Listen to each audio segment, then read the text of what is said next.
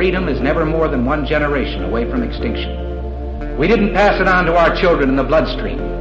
The only way they can inherit the freedom we have known is if we fight for it, protect it, defend it, and then hand it to them with the well-taught lessons of how they in their lifetime must do the same. And if you and I don't do this, then you and I may well spend our sunset years telling our children and our children's children what it once was like in America when men were free.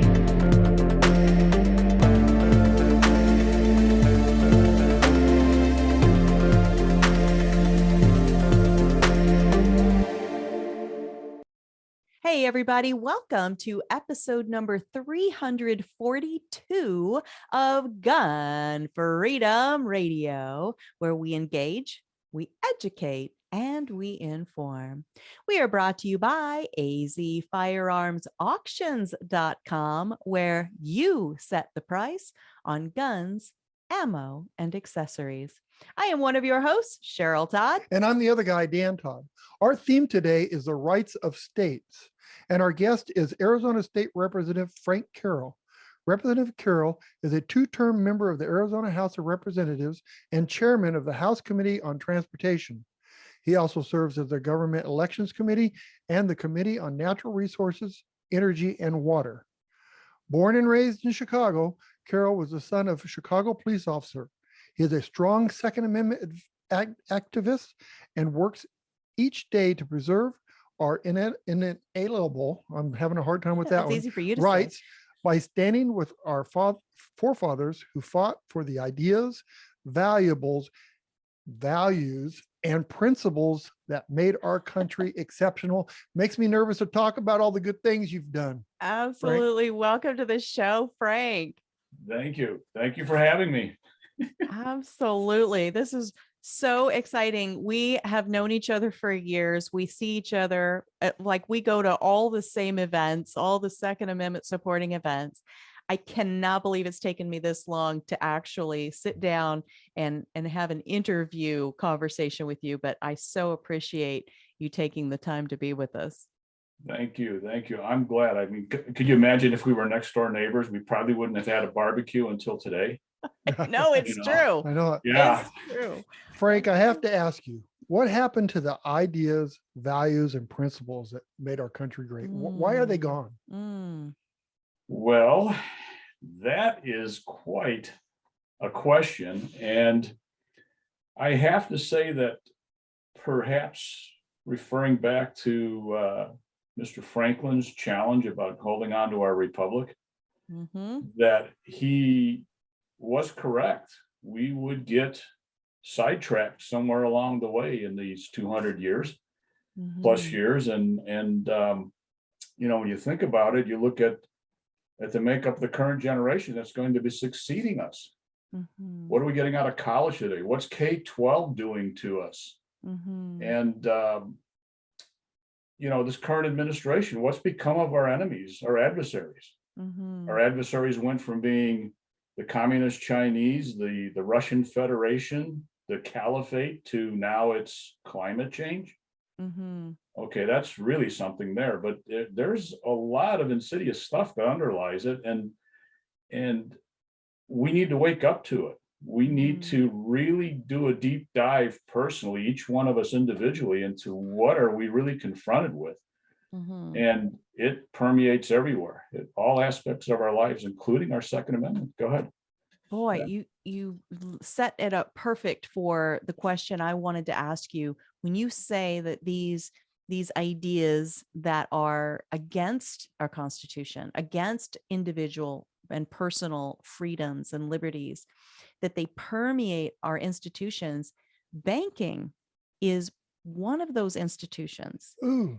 I know Danny goes, ew, because we as gun store owners, we had a retail gun shop until, just about a year ago, and we still are in the firearms business through our auction, Pot of Gold Auctions.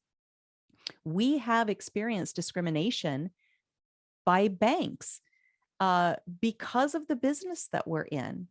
And it is because of these wrong-headed, misguided, woke ideals and ideas that are permeating this institution of banking.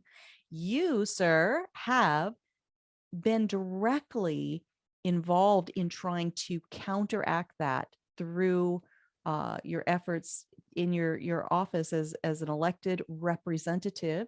You seem to see yourself and live out your role as a representative, and I appreciate that.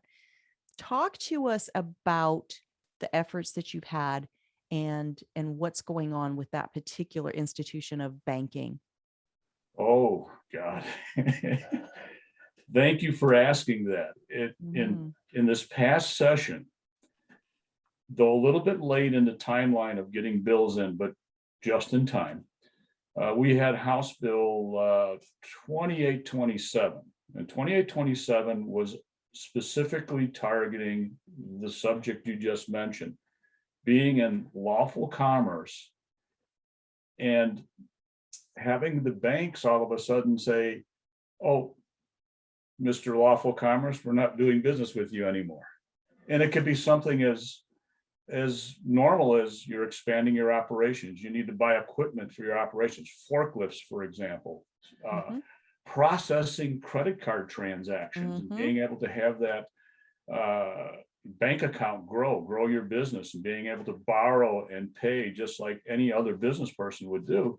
And to find out that banks that you have been doing business all along have changed their look at you, their consideration of you, to something completely different. And when we ran this bill, it's interesting how it flowed through the process. It just straightforward said, look, there's civil penalties for discrimination. Of course, everybody loves to be called a discriminator in this business. And the subject of the pecuniary matters, in other words, talking about money, strictly money. You as a business person, you run your business properly, you run it the right way, you do everything you need to do to qualify for this financial support from the banks, and they've been doing it. And then all of a sudden, now they have another excuse why. And when you ask, well, what's the pecuniary problem here? It's like kind of dodging the answer. You all of a sudden they become a politician. Don't say the exact truth, but there's something underlying why we won't support you. And it's a subject that, as a Second Amendment goes, everybody's comfortable with that, protecting that right. But when it came to the banking industry and finance, all of a sudden there was some discomfort. And since we're in a chamber where we have 31 Republicans, 29 Democrats, and we have a one lead majority in the Senate, it's interesting that as I pursued this bill through the process, we went to, I think it was Judiciary Committee. It got through fine, party line vote. It goes to Rules Committee, which is, for those of you in the audience that are wondering, well, what is a Rules Committee? That is the constitutional test of the merit of the bill. We do that at a point before we bring it to the floor for the next stage of process in Arizona. And it flew through flying colors, not a problem here. Yet when we got to the floor to attempt to do what they call committee of the whole, it's a step. I do my own survey of my members to find out, okay, where are we at? You guys in support of this or not? And we had one member who had issue with this, and a couple more that were a little uncomfortable about it, but it was from the money perspective, because this is a tough subject, especially if you're not in finance. I'm not in finance. Okay, I'm a technology guy for all intents. There's a little bit here of, okay, what is this that underlies it? But we couldn't get the votes to get the bill through in the 2021 session. So my brain, the way it works, being a guy out of technology, all right, symptoms, or what's the root cause here? And as I started to dig into this, a place that had nothing to do with directly the Second Amendment issue. It was called the Wall Builders Conference. It has to do pro-family alliance, all of these things. And of course, our Christian roots are involved in that as well. And I get to meet Glenn Beck in person. Okay, a celebrity of status, a person who's been out there. Mm-hmm. And at the meeting, on the board, the dry erase board that he was going to talk in front of, are the letters ESG. Now, ESG stands for the environment, social justice, and governance, talking about corporate governance. But when I saw the acronym up there on the board, it was all of a sudden like, boom, the light bulb went off. I heard about this once before and thought, okay, it's an experiment, it's a discussion. Well, guess what? It's the reality. It's the reality today of what is going on. Mm-hmm. And, so I think it belies why I couldn't get a straight answer about what is it in banking that they have a problem all of a sudden with the lawful commerce in the firearms industry. And for your audience, just so you understand, that covers everything from even simply going to the gun range to practice. Mm-hmm. And so how does this fit together? And I kind of think we ought to transition over to this, if you don't mind. This is where I'm really going to kind of dive into some things. Dive in for sure. Okay, so when we talk about these three things here, the environment, I want you to think about it in terms of this way. The enemy today in the environment is CO2. Okay. All right. So CO2 is the enemy. If I ask questions about your business and say, are you involved in something that causes CO2 to come out? Are you involved in something that produces CO2? You're going to be scored very low in this scale. Mm-hmm. Okay. If you're green, if you're the sustainable people, Mm-hmm. you drive an electric car, for example. Okay, well, if you got an electric car, that's a green thing. You'll get a higher rating in your score. So think about that aspect there impacting your ability to get financing. Mm-hmm. Okay. Then we have the second letter, which is the S. It stands for social justice. Okay. And the question there is, well, what does that mean? We thought our country was about justice for all. Mm-hmm. And now we've got something that says, well, there's a specific kind of justice. It ties to racism, poverty, where you're at here. Do you do things to support and promote the disadvantaged? Are you doing things that take care of, well, we have right now in public schools, critical race theory being taught. Mm-hmm. Okay, well, as a subject by itself, not to get off track here and say, okay, what about parents' rights saying what their children should be taught? And is this biased or is this fair? Are you showing both sides of the story here? The idea of teaching that, white person bad, person of color good, and disadvantage. And so now how does this lend itself into this? Well, all of a sudden we're talking about, are you supporting those causes? And I'll give you an example of one here is here's the Chandler Chamber made an announcement. I just got this morning. It says Chandler, Arizona, right? Yeah, Chandler, Arizona, Chandler Chamber of Commerce of Arizona. Chandler Chamber supports Equality and Fairness for All Americans Coalition. So we have a group out there. What is this group? What is it? On its front, it sounds great. Equality, fairness. Sure. Well, it turns out this is an LGBTQ group. Mm-hmm. Okay. So now we have a group that is getting a special consideration here. Mm-hmm. And it fits this S social justice aspect of things. So if you announce that you support this, your company supports this, you get points in your favor. Okay. Then we get to the letter G, which is about governance, and it's corporate governance. Well, what does that take? What are we talking about? We're talking about our CEOs. We're talking about our board of directors.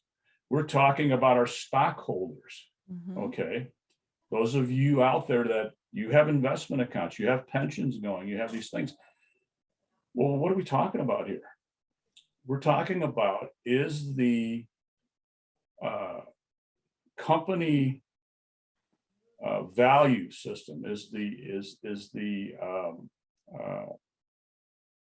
is the basis for what they do. And when they're approaching, where are they going? Let's take the investment industry, putting money out there.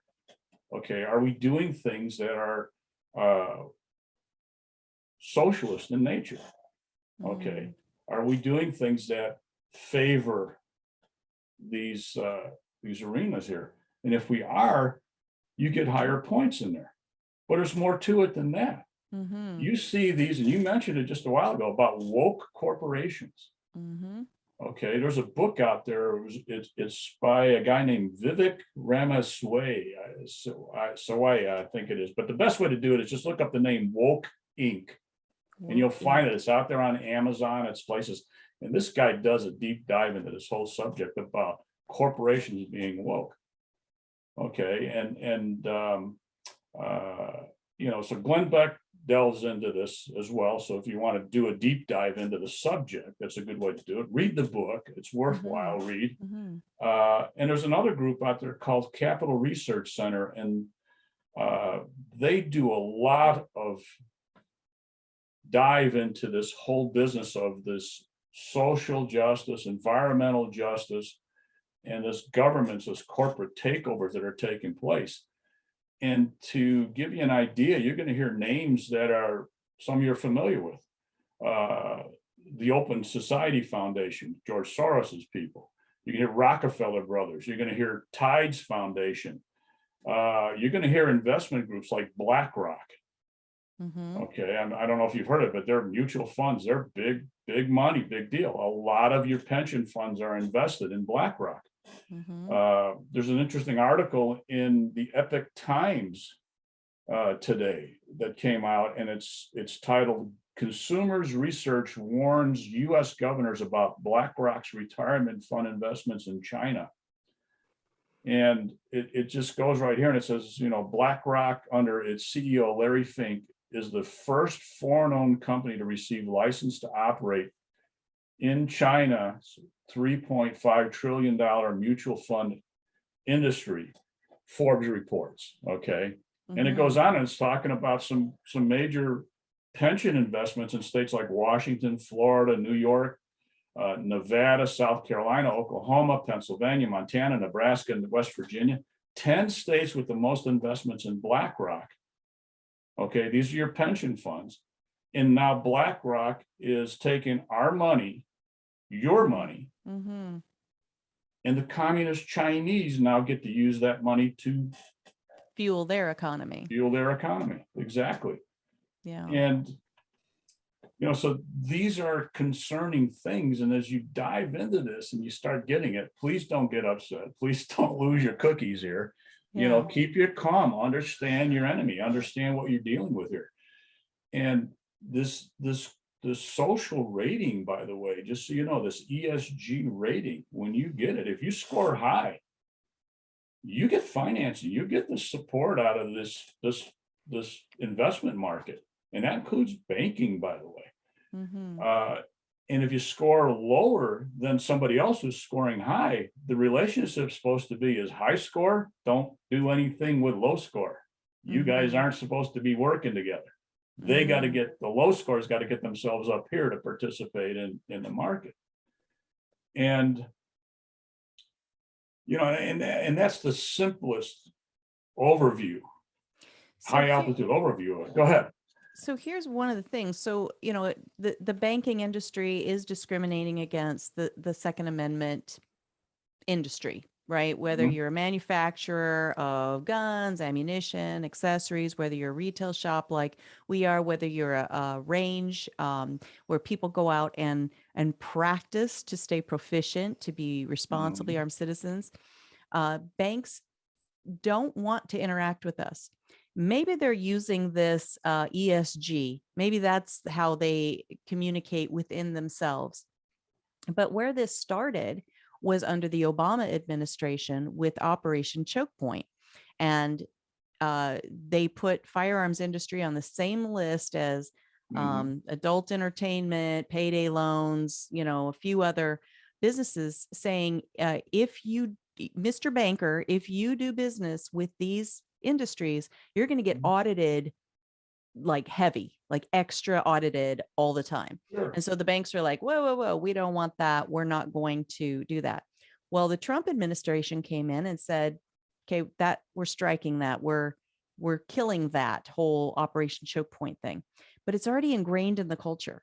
And so I almost feel like they're using this ESG as just kind of like a way to explain or justify or something, this continuation of this behavior to interact with the Second Amendment firearms industry. And if you want to look at the environment, there is no industry that is greener than, hunting, right? Right? Because hunting is conservation. And when we sell guns and ammo, we get taxed, and that tax goes towards conservation.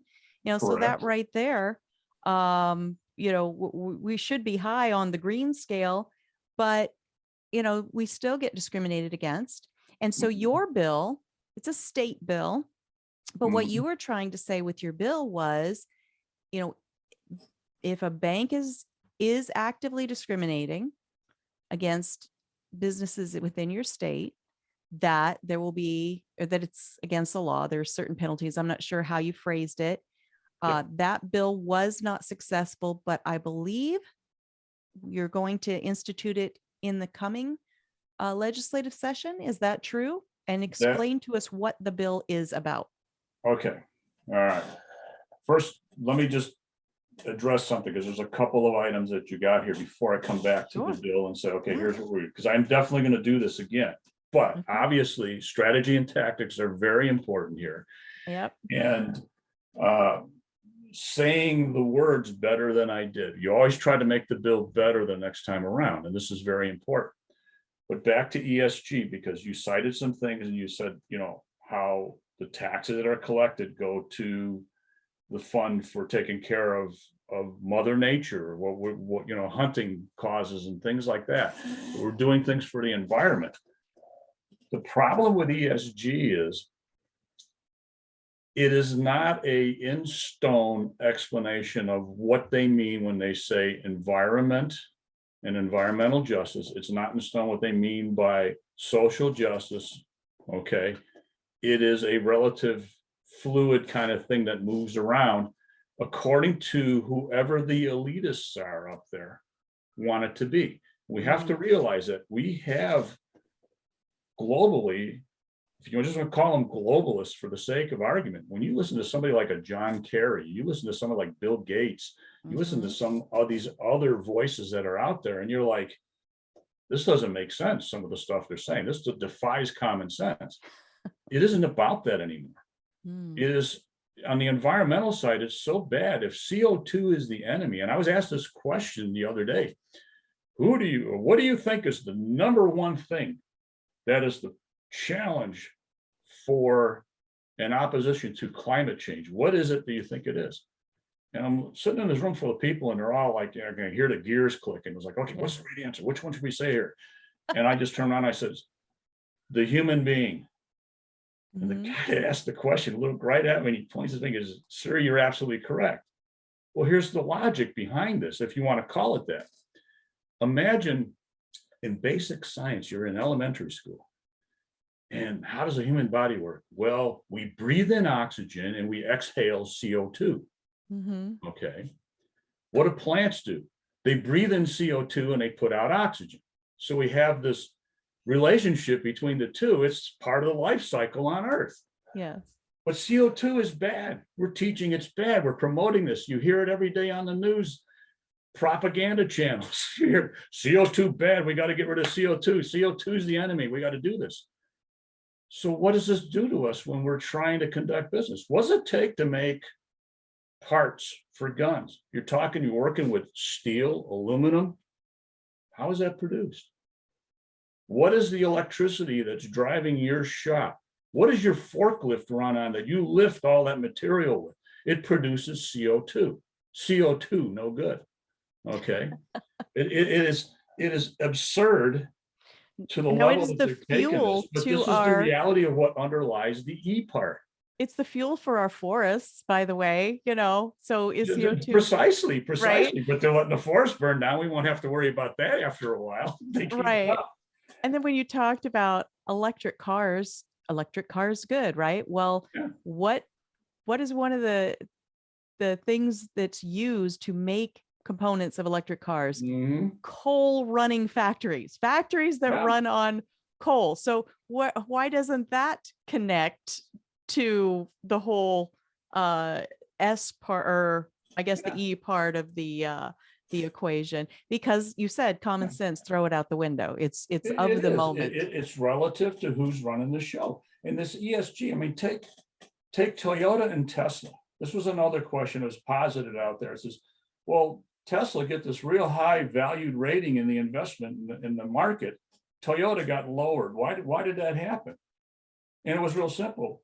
I think it was a few months back, Toyota released a report about the environment. And it said, if people kept their fossil fuel cars 2 more years each person, it would have less impact on the environment than if we transition to the mandated, we must go electric today. Mm-hmm. Okay, Mhm. now think about that. That is an environmental statement that goes contra to whoever's running ESG rating system. Yeah. And so they took a ding. So Yeah. big corporation like Toyota, some fantastic cars. Mm-hmm. Okay, I've got one myself. Mm-hmm. And if they said, well, what kind of car, Mr. Carroll, do you have? I'd probably say, we're never going to finance you again. Yeah. Okay, I mean, this is serious. Okay, so we have that. And then the corporate stuff, the governance, that's a subject unto itself. It really delves into strategy and tactics and how we implement ESG out there. So for myself, when I'm going to reapproach this bill again, and believe me, the folder's open already, Cheryl. Okay, how do I get this so that the members understand that this ESG is the real thing? Mm-hmm. Okay, and will this bill by itself be the solution, or is there more pressures we have to put on in order to make sure that this does not become our way of life? And mind you, ESG has been worked on for the past 20 years, I found out. They've been pushing to get to this point. You look at the portfolios describing some of the investments out there, and you'll find a section there asking how green they are, how social justice they are. So it's here. It's here. So what do we do with this? And that is the question. I don't have the exact answer, but I can see things like, since I mentioned pension funds, maybe states need to do, just like our state treasurer, Kimberly Yee, did with respect to Ben and Jerry's ice cream, when he says, we're taking all the ice cream we have out of Israel because the heck with the Israelis. That divestment thing. And so what did she do? She said, well, fine, if you're going to be treating our ally like that, okay, and these are my words, by the way, when I describe it, she took the investment money away that is her responsibility from the parent corporation of Ben and Jerry's, I think it is, or the parent investor vehicle that they're in, and took our money out of it and says, well, fine, we're not supporting you. Maybe in conjunction with trying to make right what is fair in finance, meaning we should stick to the pecuniary, the money aspect of things seriously. And we got to be careful there, because the left's good at manipulating our words and our terms. Yes. But we need to get ESG out of here. Okay, and it's going to take pressure from, say, maybe our pension funds here. Maybe we need to say, instead of them wanting us to divest of anything that's fossil fuels, maybe we should divest of things that they want, start putting our money elsewhere so they don't have that access. Is that going to add up to a lot of money? Probably, but it's going to take. It won't be overnight. It's not going to be overnight. This is going to take time. You got 10 states here that are listed, for example, with BlackRock. Maybe they, if they're serious. I don't know about New York. I don't know where Pennsylvania is on this as an example. In Washington, obviously, Washington loves the Second Amendment. You can tell that. The state of Washington. and so these things kind of go hand in hand. So not all the states are going to do this. Some of the states are.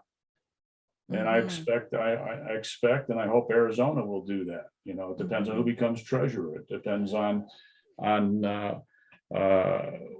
what our legislative makeup looks. We got a lot of new members in there, and this is why I don't want to jump to the finish line and say, hey, we're going to get this bill through this time. I just want you to understand is I have the same process, but now I have this additional thing of ESG to take into consideration. How do I make that work in that scenario? And I think maybe that'll undo some of the discomfort that perhaps the lending industry members have about the subject, because, you know, if somebody comes up and says, hey, you're discriminating, like I said, this thing with the chamber, you know, supports equality and fairness for all Americans coalition and groups like that, which they're not what the words mean.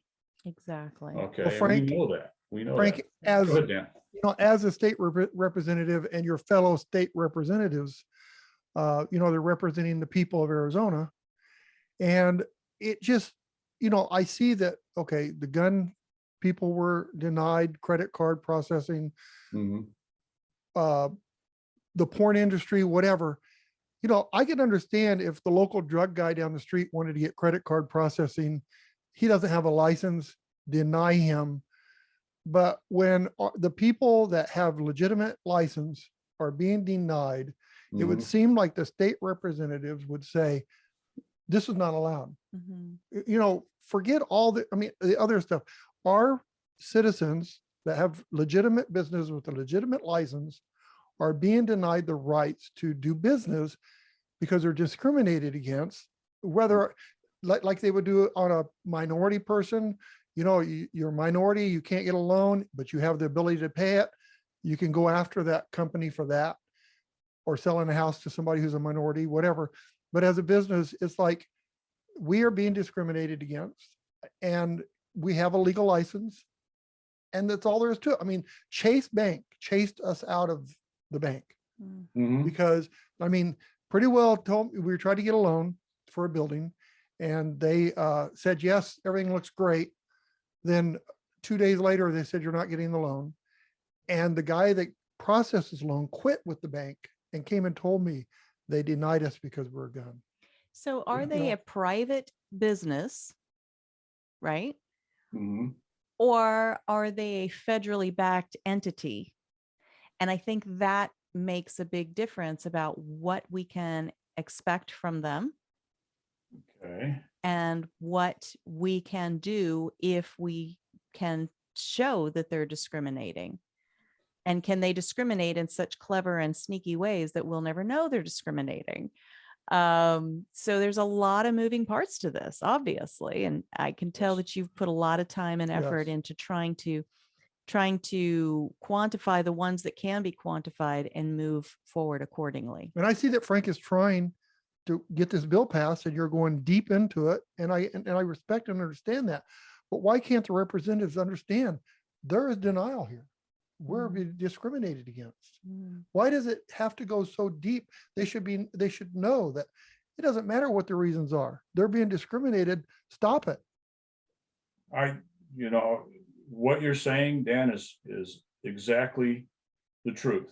When you know the truth of something and it's causing, what underlies it is the discriminating factor here.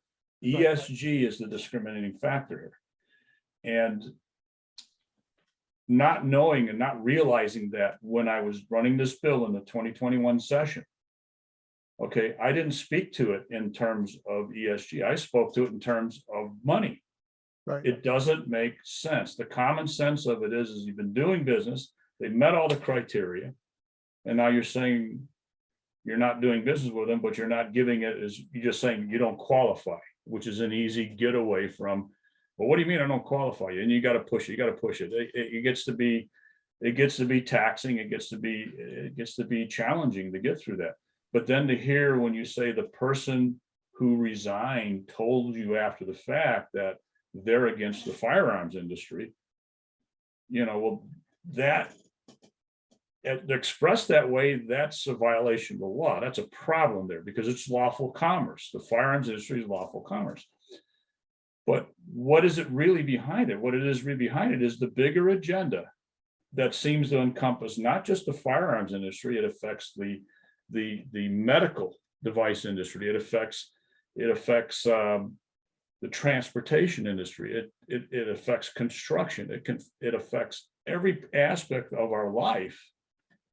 And if this is the same rating system, and when I go back to saying, are you green enough? Are you sustainable enough? And this is the value that we got. Okay. And the same companies that are investment firms, now they're doing business with communist China, which gives a rat's ass about, excuse me for saying that. That's okay. I forget, I got to watch how I speak. But to give a rat about their people. Mm-hmm. Okay.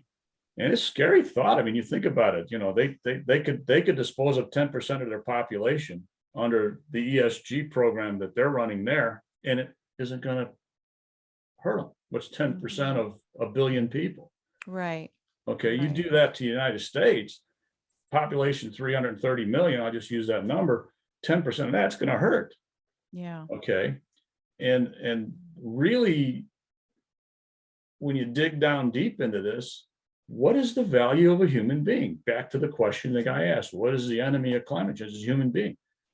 Well, that means there's somebody up there that thinks they can play God and decide who gets to be part of the program, who gets to be it. And the rest of us, you know, we get the dumb end of the stick, so to speak, or we're outcast altogether. That's where we could end up. For sure. Yeah. So in the scheme of things, individuals got to realize that their rights are at stake. Yes. And they have to understand that it's something to fight for and how to fight for it. A lot of us aren't wired that way. We look at things and say, okay, I have my rights. Okay, but did you mention your responsibilities that go with it? And we saw a lot of this with this past election. We saw a lot of this with other things that are going on out there. And so do we know how to put those two together and say, okay, I own the responsibility that perhaps I didn't live up to.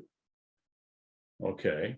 To protect and now that I recognize rights. that, live up to it. Yeah. But now collectively together, all the individuals have to fight for their rights, because this is a big voice. Our mentality is in the United States is we're individuals. Okay. But in the Marxist mantra, it's a collective. You're all slaves. You're all robots. You all work together. Yeah. To do the same thing. And that can be deceiving when you think, well, a democracy? Well, yeah, in a democracy, that'll work. In a constitutional republic like we're in, we can put a stop to this. Yeah. But we have to get up. We have to get out of our comfort zone. We have to realize that, you know, it's our rights and it's our responsibilities, and we have to live up those responsibilities, whatever that may be. That is People are not willing to sacrifice and do what they're supposed to do. So true. Our time is getting away from us. We Okay. do need to start wrapping up.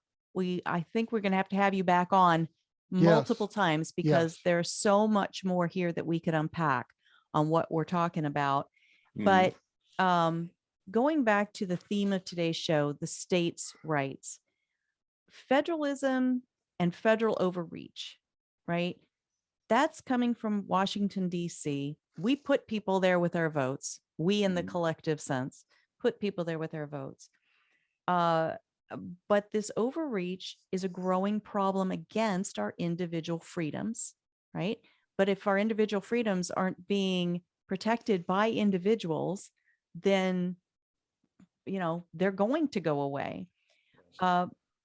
So it really is, the core of it is the individual citizen who has to take the responsibility, as you said, to understand our rights and stand up for our rights and vote accordingly and pass those things on to the next generation, so that our state is representing us. And then that state then can stand up for what we want as a state against the federal government. It's so simple, but it's so complicated. And do you think I'm on the right track when I paint it that way and I say that ultimately it does come down to each and every single person who's looking in the mirror. Me, Dan, you, everyone listening, it is up to each of us individually to do something to protect these rights. Cheryl, Dan, you guys are spot on. I'll use an example of something. My background, like I said, was in technology. I used to teach computer and electrical diagnostics in systems in their application on transportation vehicles. That's where my background came out of. And in my electric class, when I taught my basic electrical class for students, I always had an opening line. And I said, I want you to note this down in your book, and I want to see if you remember it by the time you finish the course. The worst, most difficult, most challenging electrical problem you will ever encounter in this business will have the simplest solution. Okay, now that's an electronics. And I've seen it all over the place. People get frustrated. People get, racking up the time bills and everything on getting the solution to an electrical problem, and find out it's, a simple thing. Was it Whatever it may plugged be, into the electrical connection. wall? Somebody That's what forgot they- to plug in the cord to the wall. I mean, you won't believe this. This has happened out there. So we have to look at the challenges that are frustrating us, are discouraging us, that are weighing heavy on us. All these things that are coming down through big government. Okay, that there is a simple solution. We gave up, as a federal legislature, we gave up our responsibility to legislate. We created agency. An agency was originally supposed to be enforce the law, and now they've become, in the last 100 years, easily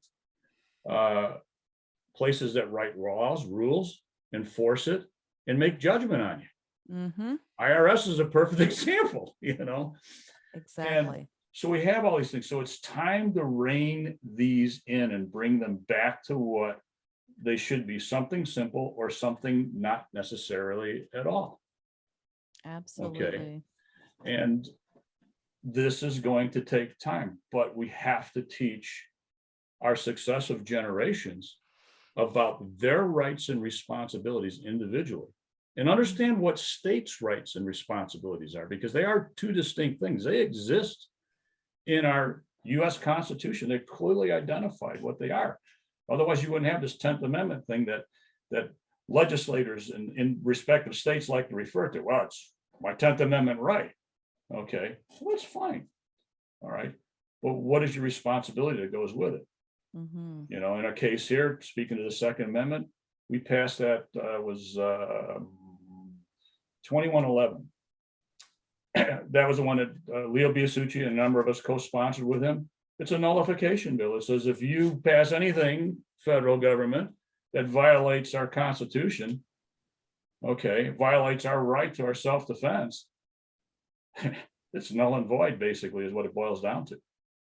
Nobody in the state of Arizona can comply with that. And the state has the power to do that, to tell the federal government that you're not going to enforce a law that we have. Now, the federal agents can come into our state and they can, arrest a guy or, do whatever they want to do. But the state sanctuary bill that Leo Biasucci, that you're talking about, 2111, I believe what it is saying is that the state won't help, right? We're not going to use any funds. We're not going to use any manpower. We won't help the feds. Yeah. And it is something, right? It's not saying here's an iron wall and the feds can no longer enter our state. It's not that.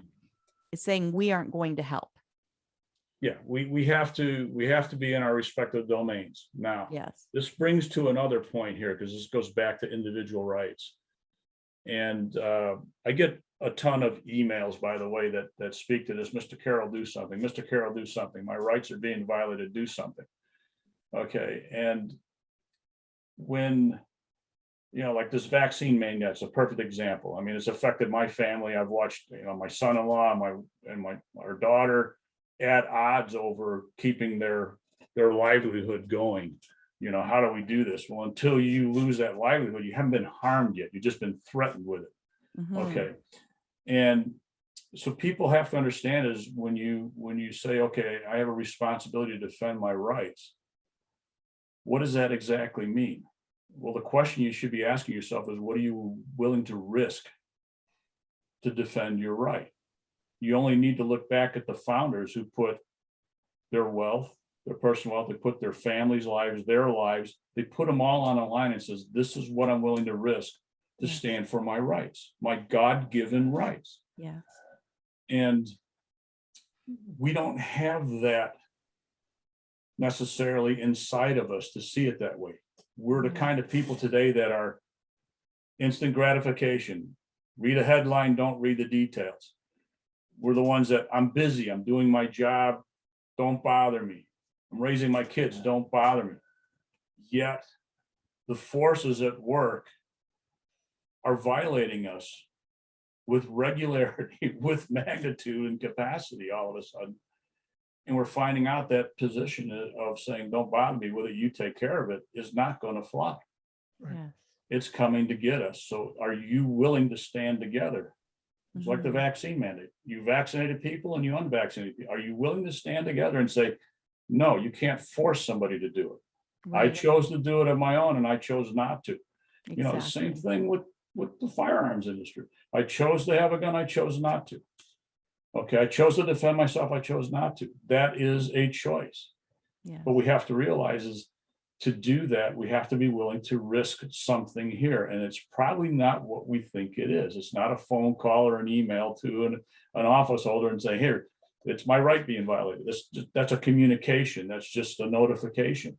It's what are you willing to do? And I'll tell you something as a representative, I will stand with you guys if you will stand with me for this. This is what this is about. Right. But just saying, here, Carroll, go take care of it. Not quite. And we see that Right. in little forms, like let's say Well said. yes, very well said. But a company that, let's say they are anti-gun, Mhm. but they're convenient. We like the drink, the slushy they make. Mhm. And we say, well, I'm never going to have a slushy from that company ever in my life again because they're anti-gun. Then a week later you go, I really want a slushy. And you go buy that slushy. You know, you're not even willing to commit to not doing that Mm. as a sign to show represent. But I want to tell you what Frank's trying to say to you, Cheryl, Mhm.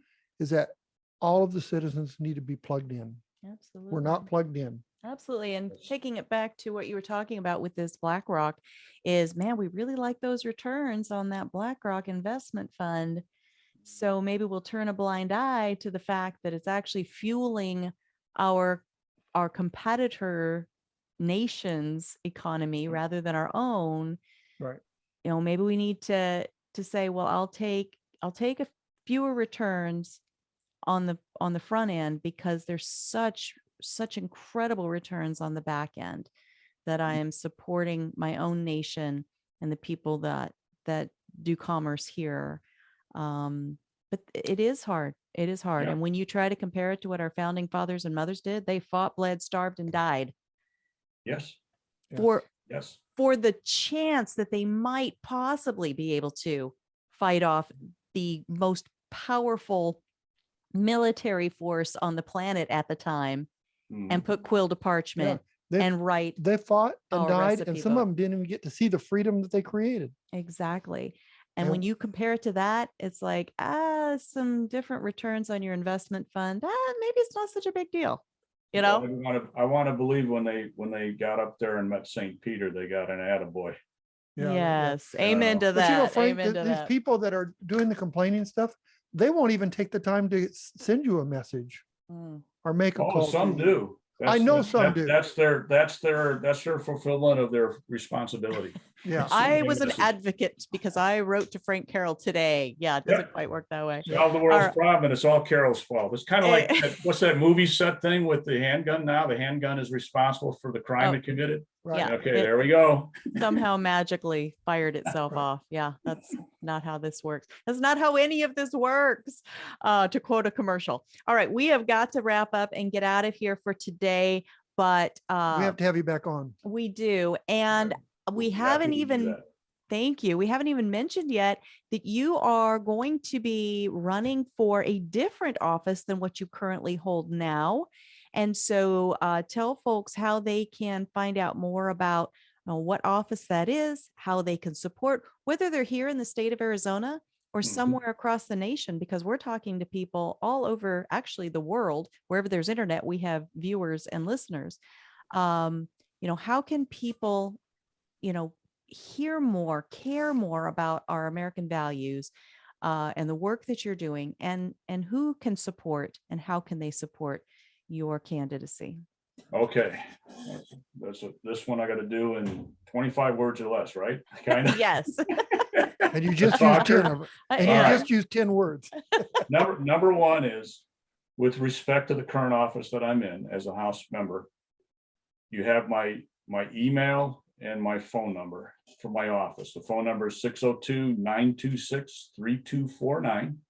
And the email is fcarroll@azledge.gov. And that's business of the people. That's what you go with. As far as running for the Senate, it is the Arizona Senate. I'm running for the upper chamber.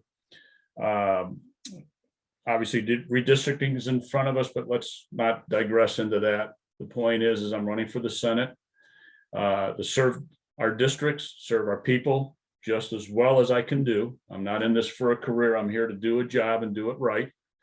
And you can reach me at myvotecarroll.com. And my campaign is Vote Frank Carroll. I just keep it simple. And when you go to the site, there's a P.O. box there. There's been some little hiccups with PayPal and banking, coincidentally. Gee, but I'm go working on it. figure. We'll get that resolved. But I can use the financial help. I'm running traditional. I'm not doing the clean elections, because clean elections I found to be something I just in good conscience can't participate in. And you clean. can ask me about that if you like. And if you want to reach me outside of the legislature, it's frank@myvotecarroll.com. And if you just write me an email, just tell me what's on your mind, who you are. I will respond to you as I can get to it. Be patient, because there's periods where several hundred emails a day come in, and there's periods where it's like everybody forgot who I was. No, I'm just kidding. Well, they won't after this interview, so be watching your inbox. Frank, thank you so much for all that you do. Thank you for being a constitutionalist and caring about what our founding fathers and mothers fought, bled, starved, and died to secure for us and for all future generations. And we will definitely be checking back in with you. Looking forward to it. Let's, like I said, if you're my next door neighbor, let's do another barbecue. And For sure. I look forward to it. Anytime you like, just reach out and we'll get together and talk. And I know I'm going to see you at other events that are going on here in Arizona. Yeah. Absolutely. We all know the best people that we get to hang out with. So, all right, Indeed. Frank, thank you so much. We will talk soon. God bless you Frank. guys. Bye-bye. Take care. Bye-bye. Thank you. Bye-bye. It's, it's so simple, but it's so It's not, complicated. right. you It's know? sort of like probably talking to a wife. You want something. It's so simple, It's but we're so simple, complicated. Is but that what it's you're trying so to- complicated. Seriously. It is. That's a great analogy. See, he used electronics, Yeah. electronics are gears and gadgets and blinking lights and USB ports and so on and so forth. But, you just got to plug it into now it's fixed. Oh, I get, you got to turn the on switch on now. It's Actually, fixed. we've been married a long time and we do communicate very well, but there was times And that there it will was, be again. it was There always will be. simple, but very Very difficult. complicated. This the way it is, so I respect that. And I know that he's working hard, and he is a constitutionalist, and he, respects the Second Amendment. And I just pray that he can get through this. Absolutely. And the banking bill, I do think it's going to look and sound a little bit different than last year's. And I'm very eager to see the draft and see how he's going to write it. Because even last year when he wrote it, I was thinking, but this is a state bill and most banks are federal. So Yeah, unless it's like our, They have to follow state laws too, or Arizona they don't state- get the right to be here. They can kick them out of the state. But you know what? The banking part of it is just a teeny little bit Mhm. for the gun industry, because you know what the biggest problem with the gun industry is? Hmm. insurance. Mhm. Insurance went 18 years, 2 incidences. My insurance went from $6,000 a month, or $6,000 a year, to over $15,000 a year Yeah. overnight. Yeah. Not These are because the I didn't things. have a claim for 4 years, Right. just because they could. Yeah. They don't like the idea to be associated Right. with Guns. guns. Oh my. Right. Right. But if we weren't So- associated with guns, do you think that our founding fathers and mothers could have fought off the Right. most powerful military force Right. on the planet? And Right. somehow we've gone from realizing that they are a normal household tool, that every home used to put food on the table and Right. It was a tool. It's no more predators than a away. knife in your drawer or a Right. hammer and So we went whatever. from understanding that to now being like all clutching our pearls and Yeah. oh dear, oh my gosh, Right. he said the word gun. Oh, Yeah. not the vapors. Yeah. So anyway, well, we do have to get out of here. That was a very, very deep and impactful conversation with Arizona State Representative Frank Carroll, who is going to be running for the Senate, State Senate. And we definitely have to have him back on because there's so much more Yeah. there that I wanted to dig into, and I just kept watching the clock and realizing that we needed to wrap up. But if you want to watch that over again, or if you've missed any portion of any of our shows, and you like to see the video version, we have, if wherever there's internet, we have viewers of the video version of our shows. You can go to YouTube or Gunstreamer or the Opslin smartphone app. When you go to YouTube and Gunstreamer, please, as a favor to us, as a Christmas gift to us, please subscribe. We have been an audio show much longer, a radio show much longer than we've had a video portion. And so we don't have a lot of subscribers. And we want YouTube to know that we matter. The content, the subject matter experts that we bring on here are things that you care about. And that we do matter. And so please not only subscribe, but with your pinky lifted ever so delicately, press the notifications button, because then you will be notified of all of the new content that we put up over the years. Also, if you just like to listen to the audio only because you're out for a bike ride or a long car ride, or you're out doing your Christmas shopping or whatever, and you just like to have your little earbud in, go to our website, GunFreedomRadio.com, click the On Demand tab, and Binge listens to your heart's content. well, you looked almost just like me. Darling. When you said that, darling. And if you like to see video, photographs and links and bios to all of the guests, not just Frank Carroll that we've had on, go to the guest tab on our website. Well, thank you so much to our amazing guest, Arizona State Representative Frank Carroll, and his name is Carroll. Make sure I'm saying Yes. that right. And so when he says, myvotecarroll.com, be sure you've got that spelling correct. So thank you so much, Frank. Thank you to all of our amazing listeners all over the planet. What we do here matters because it matters to you. You take these conversations around your dinner tables and in your carpools. Yeah, get everybody plugged in. Get everybody plugged in. Absolutely. So thank you. All right. Until next time. We're going to pray. Pray for what? Our Tim? leaders, our nation, Absolutely. our world, Absolutely. our leaders, Mhm. even the ones. Even the ones we Well, don't like. I like, well, I said leaders, didn't I? What did I Okay, say? because we have Representatives people that who are represent us. It's true, but there are people, even if you're not thinking about in politics, there are people in leadership positions. Let's pray for them, Okay. right? Because they impact our youth, they impact Yeah. our institutions, right? But what about the few out there that maybe you don't like too But much? the guy in Canada that Yeah. controls Canada, is he a leader? He is he's an a leader. elected representative. No, he's a leader. He's not a representative. He's definitely not. Is Frank Carroll a representative? Yes. And he's a representative, but he's also a representative of the people. But Yeah, Trudeau. so we can't acts call them leaders. I think that's a magistrate wrong or name for something. them. You can't Well, call them leaders. At any rate, We'll talk about it later. are we going to pray for them? We have to go through that whole thing again. Yes. Okay. And what if we All don't right, like you know them? what? Do we pray for them anyway? Yes, we're going to pray Maybe for them. especially. Especially pray for the leaders, pray for the communist thinking people out here, pray for everybody. Exactly. Just pray for everybody. All right, gang. Until next time, be good to each other. Have a great week and God bless. Bye-bye.